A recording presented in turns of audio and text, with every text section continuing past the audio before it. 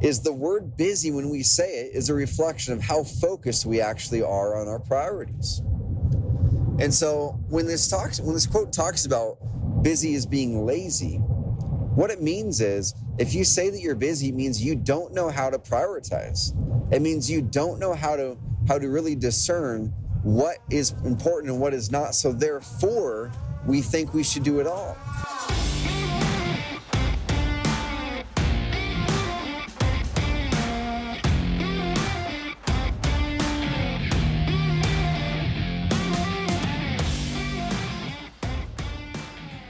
What's up, y'all? I've got a Life Truth Trevor Truck Talk episode that I think is going to hit you as hard in the gut as it did hit me. So I want to ask you this question.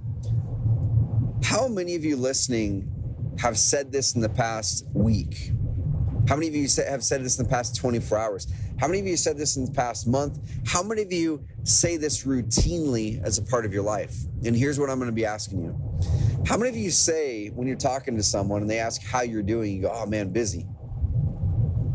How many of you are proud when you say that? How many of you are proud to be busy? I know I've said that more times than I can count. I've said that as a knee-jerk reaction for years, up until about a year ago. That was my answer. How you doing? Oh man, dude, doing busy. But it's good busy. I started to change it to this. I started to change it to a good busy though, a good busy.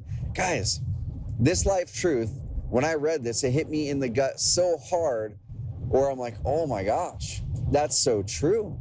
That is so true. And I've started to really change the way I look at life. I changed the way I look at business, changed the way I look at the word busy in my lexicon, and I don't use it anymore.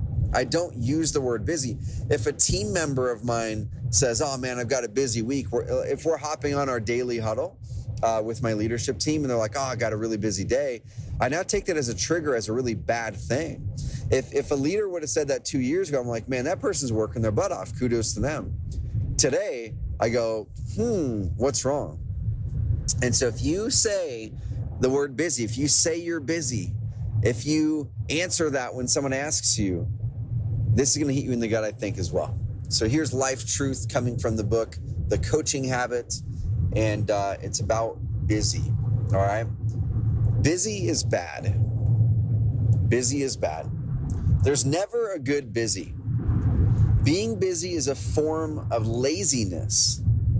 Guys, let me read this again. This is just the first part of it. Busy is bad. There's never a good busy. Busy is a form of laziness, okay? Lazy thinking and indiscriminate action. So let me read the whole thing once again. Busy is bad. Busy is a form of laziness, okay? Lazy thinking and indiscriminate action. Now let me break down this quote in all of its little pieces here because it's so powerful. Each one of those words is powerful. So why is busy bad, y'all? And why is it lazy? And let me relate to it in my own life, and maybe you can relate to it in your life as well. So whenever I find myself getting busy, it's usually because obviously there's too many things on your plate. Like what is busy? Busy is I've got too many things going on that it feels like I'm running around doing a lot of things. We rarely ever feel that we're busy when we're just relaxing. So let's say you're on vacation and you're sitting there by the beach and you're enjoying it, you're soaking it in, and you're just soaking in the sun, you're reflecting, you're relaxing, you're getting rejuvenated. I don't think any of us would ever mark ourselves in that moment as busy, okay? Or when we're with our spouse or with a loved one and we're just really intent and we're focused, we're not looking at our phone, we're just soaking up the moment and enjoying it. I don't think we'd ever in that moment say that we're busy, right? You're out there running or exercising, you're doing lots of things, right? You're moving your body, you're physically doing lots of things, but I don't think any of us in that moment ever say that we're busy. We might be jogging or exercising and listening to a podcast. Maybe that's what you're doing right now. But I don't think that we would say that we're busy in that moment. Okay? So where busy comes in as we start to look at a time period, we look at a day, we look at an hour, we look at a week, we look at a month, we box ourselves into some sort of a time period, okay, that we then want to categorize to the person we're talking to about how it looks as far as how focused I am. And that's what it really is, y'all. Is the word busy, when we say it, is a reflection of how focused we actually are on our priorities. And so when this quote talks about busy as being lazy, what it means is, if you say that you're busy, it means you don't know how to prioritize. It means you don't know how to really discern what is important and what is not. So therefore, we think we should do it all. Okay? And I'll give you a few examples. I'll give you some examples at work and some examples at home. And guys, I'm not saying these from a point of I've figured this out. I'm saying this from a point of recognize that busy is not good. Busy is bad. There's no form of busy that's good. Okay? Busy is a form of laziness. Busy is lazy thinking. Busy is indiscriminate action. That's the angle I'm taking this from, that I want to recognize, man, if I feel busy or if I say I'm busy, why is it? Where is it that I am being lazy in my thinking? Where is it that I'm doing things I probably shouldn't be doing in the first place? And that's what I want you to think about. Like, I don't want you to feel bad about being busy. I want you to have it be a trigger. Oh man, I said that word to somebody. Now let me pull back and think, where am I being lazy right now in my thinking? Where did I decide to do some things I should not have done? This shouldn't be on my list today. Okay, and then how do I prioritize better to eliminate the busy, to make sure I'm doing the right things? That's what I want you to use this episode to do, to use it as a tool for you moving forward when, not if, because you will be busy. You will get busy. You'll probably say the word busy again. I want you to have this be a trigger to recognize how to become unbusy, become focused. The opposite of busy is focused, okay? So when do we become busy? Well, we become busy when it's on a Monday and we're sitting there charting out our week, and it's on the second week of the month, and you might be behind your goals a little bit, or maybe you even hit them. Excuse me, yawning, 3:50 in the morning, a little bit of yawn. You may be even hitting them, but you're looking at this mountain you've got to climb in business, and these things that you want to achieve, or these problems in the business that you need to solve, or these opportunities that you want to tackle. And you're looking at this list getting bigger and bigger, and you're sitting there going, okay, I've got these 14 things this week, and in your mind you think you can tackle it, right? We almost never, when we create a to-do list, we almost never think we can't do it. It's when we get into the week and you're in Wednesday and Thursday and other things pop up that we let get us busy, and we start to have this creep of other activities into our schedule, and then you're like, oh my gosh, how did I get to this spot? My top 5 priorities that I charted out for the week, I've only been able to get through 1 and it's Thursday, or I've been able to get through 2 and it's Thursday. But I'm busy. I feel like I'm doing lots of things, but not accomplishing the most important things. Okay, busy could be at home. Busy could be at home where it's Tuesday and you have 2 daughters who have dance, and you have a son who has baseball practice, and you have to go get the oil change, and you got to go get dinner, and you start to list all these things, and you and your spouse, you and your wife, your husband, whatever it is, you start to go, oh my gosh, how are we going to get all this done? You get home drained. You get home wondering, oh my, what is this life that I baked my way into? I love the opportunities we're given to our kids. I love that we get to do these things, but man, this is busy. And you talk to a friend at lunch or over coffee, and they say, how are things doing? You go, oh man, it's really busy. But you say it with a smile. And I don't think that's a good thing anymore. It's just not a good thing anymore. Busy's bad. It's indiscriminate thinking. Have a friend and mentor who a couple of years ago called me and another friend out on this. Now, I'm not going to say that I agree with everything this friend and mentor says. I love him to death, and he's convicted in his advice, and I soak up his advice wholeheartedly, and I take a lot of it, and I probably need to be far more open to more of it. But this one definitely did hit me. We were trying to find a time for our families to get together. And I remember talking to him on the phone or text messaging with him anyway. And then we ended up talking in person shortly after that.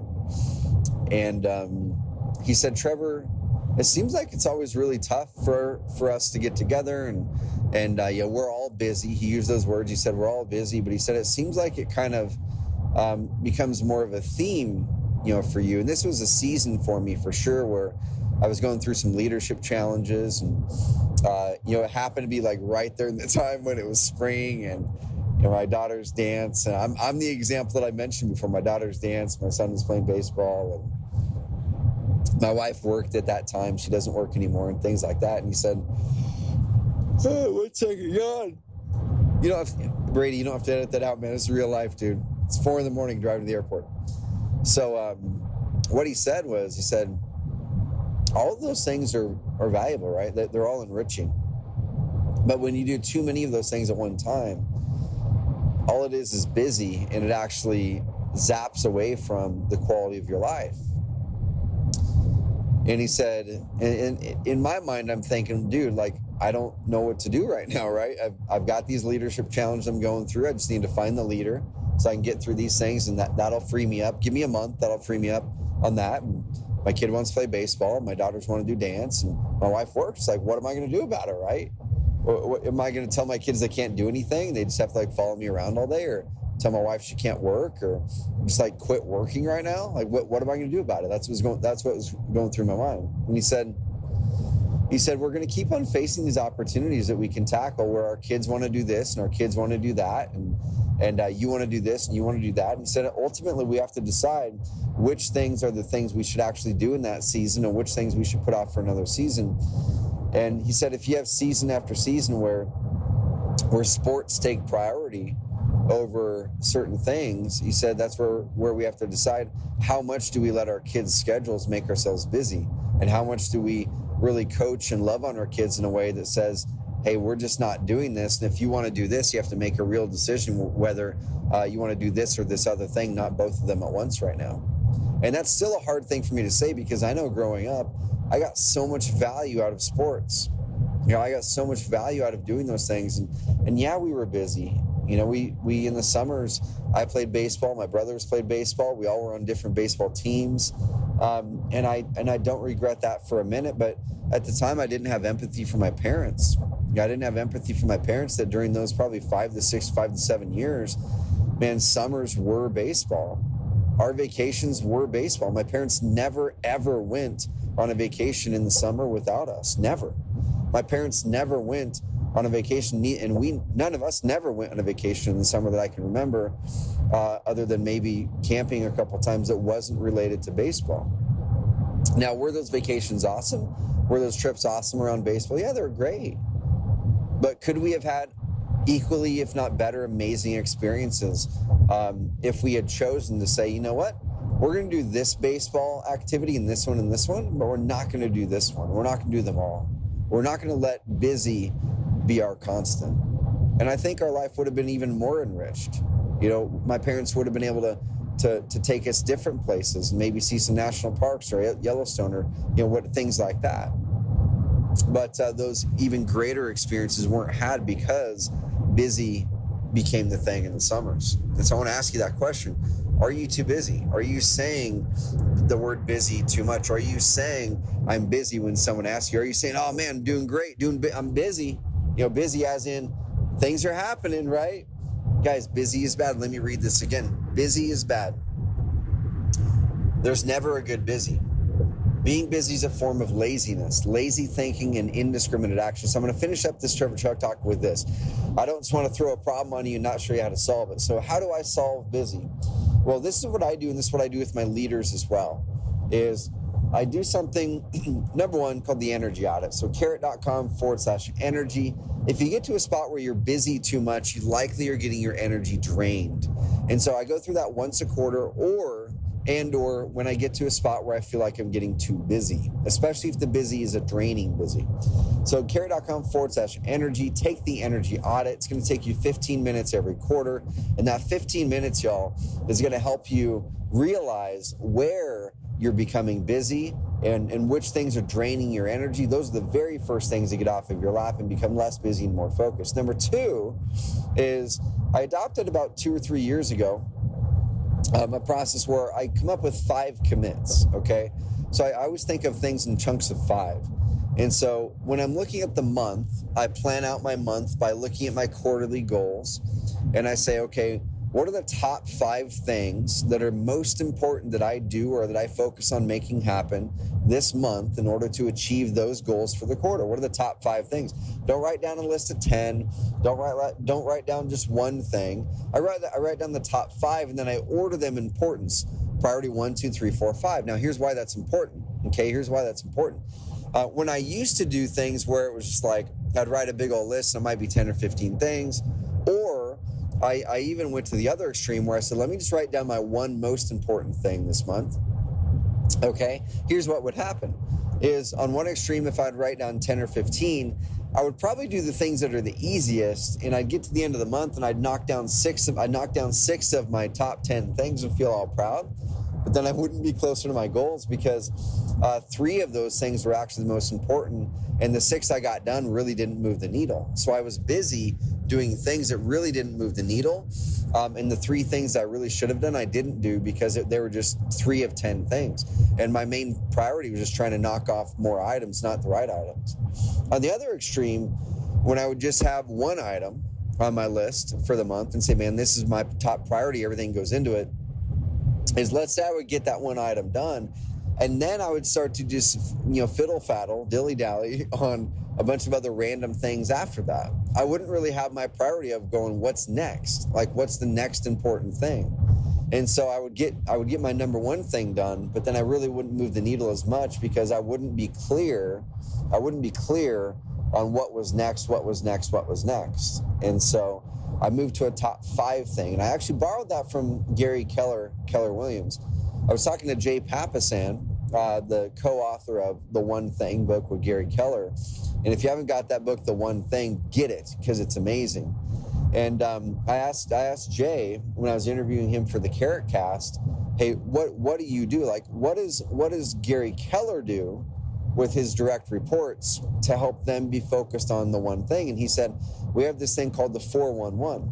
And the 411 for Keller Williams, Gary Keller asks all of his leaders to deliver to him their top 5 priorities in at work and at life for that month, and list them out. And they have to get them to him by 8 o'clock the first work day of the month. So if the first work day of the month is a Wednesday, they've got to get Gary their top 5 personal and top 5 work-related priorities for the month by 8 a.m. He reviews them, he coaches them where he sees that they need to put priorities somewhere else, and then they agree upon them, then they evaluate them each week. Hey, how are you doing on your top 5 priorities?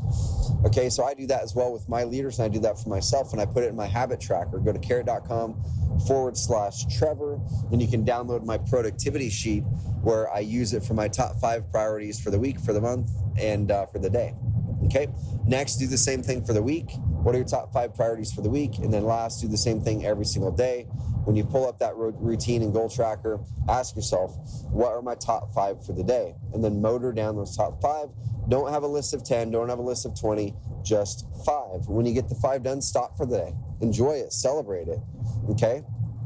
But make sure your day is scheduled to get those 5 done. Make sure your week is scheduled to get those 5 done. And that's where you have to do it. Nail the 5, be clear on what the 5 are, and then look at your schedule and make sure your schedule actually reflects carving out the time to do those 5. Okay, and that's it, guys. That's how you do it. So I want you guys to win back your time, buy back your time. Less is better. Busy is bad. Make your top 5 for the month, the week, and the day. Make sure your schedule matches that. And then every time you find yourself saying, I'm busy, I want you to pull back and say, okay, where am I thinking lazily, and where do I not recognize my top 5 commitments, and where am I letting a bunch of things that are not priority creep into my schedule? You guys have an amazing rest of the week. If you like this episode, go to Instagram. Follow me on Instagram, trevor.mock. Hit me with a DM and let me know which episode you like, what you took away from it, and take a screenshot of this episode on your cell phone, take a picture of it on your car, wherever you're listening to this, and tag me on Instagram after you get out of your car. Tag me on Instagram and let me know what you loved about it. Every single month, I'm going to pick a winner out of those people that tag an episode on Instagram to me. You take pictures, share it with your friends. I'm gonna grab a winner where I'm gonna be sending out Carrot Swag, my favorite book that month, all kinds of cool things that only comes from people who share this with their audience. If you got something from this, I want you to change the life of somebody else as well. Help them become less busy, y'all. Give us a rating and review. Appreciate that out of you. We'll see you next week.